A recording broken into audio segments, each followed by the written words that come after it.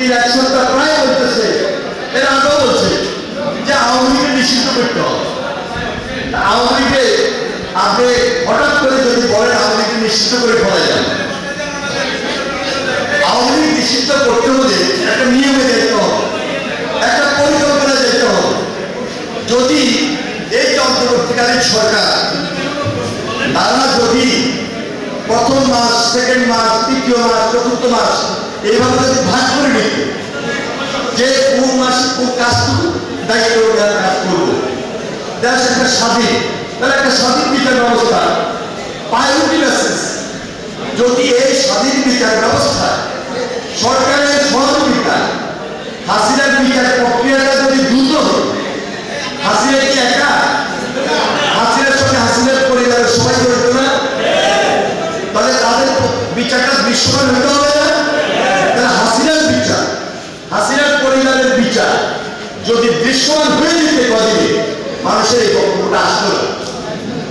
এরপরে দেখেন হাসিনার পরিবারের বাইরে হাসিনার দোষরা যারা মন্ত্রী ছিল, যারা এমপি ছিল, এরা সবাই লুটতরাজের সঙ্গে জড়িত ছিল, দুঃশাসনের সঙ্গে জড়িত ছিল, লুণ্ঠনের সঙ্গে জড়িত ছিল।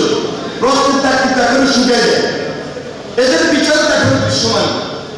তাহলে এই বিচারগুলো দৃশ্যমান হওয়া উচিত। আমরা তো বারবার বলতেছি যে প্রায়োরিটি বেসিস হাসিনার বিচার, হাসিনার পরিবারের বিচার এবং দোষীদের বিচারটা আগে করতে হবে।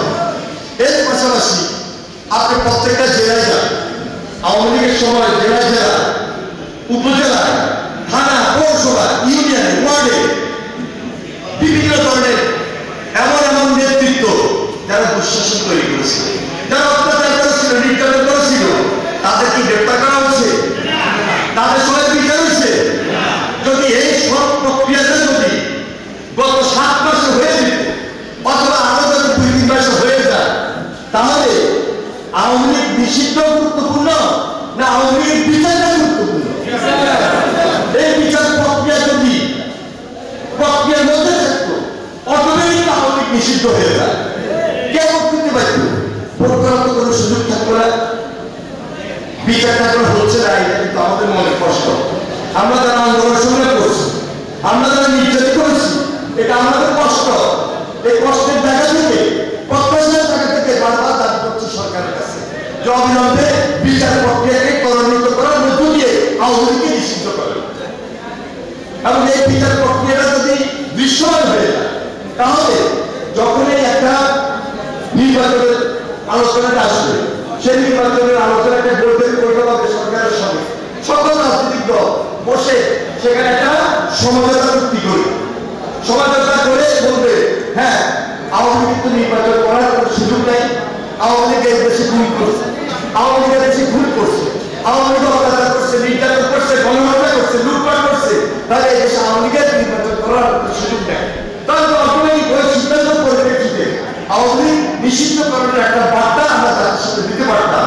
এখন পর্যন্ত আমরা সেটা করি না করে আমরা আমাদের রাজনৈতিক দলের মধ্যে বিভেদ সৃষ্টি করতেছি, জাতির মধ্যে এই বিভেদটা নিয়ে আসতেছি।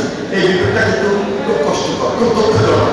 সুতরাং যে সকল রাজনৈতিক দল বিভিন্নভাবে বিভিন্ন বক্তব্য দিচ্ছে, তা না করে সরকারের সঙ্গে বসে এবং সরকারের দায়িত্ব সকল রাজনৈতিক দলকে এক টেবিলে এনে আলোচনার পরিপ্রেক্ষিতে এই বিচার প্রক্রিয়াকে দ্রুত সম্পূর্ণ করার মধ্য দিয়ে আওয়ামী লীগের যে নিষিদ্ধকরণ, সেই নিষিদ্ধকরণ কাজটা সমাপ্ত করার জন্য একটা একটা চুক্তি, সবাইকে এই চুক্তিতে আবদ্ধ হওয়া খুব জরুরি। এরপরে পার্লামেন্ট নির্বাচন হবে, নির্বাচনের মধ্যে ওই আইনগুলা সেখানে পাস হবে। এই সংস্কার, এই চুক্তি সংস্কারের মধ্য দিয়ে ভবিষ্যতে আমাদের করণীয় যা করা দরকার